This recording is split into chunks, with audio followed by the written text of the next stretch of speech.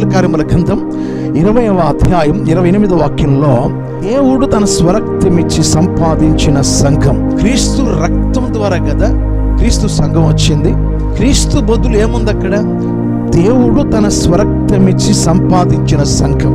అంటే క్రీస్తు ఎవరు? దేవుడు.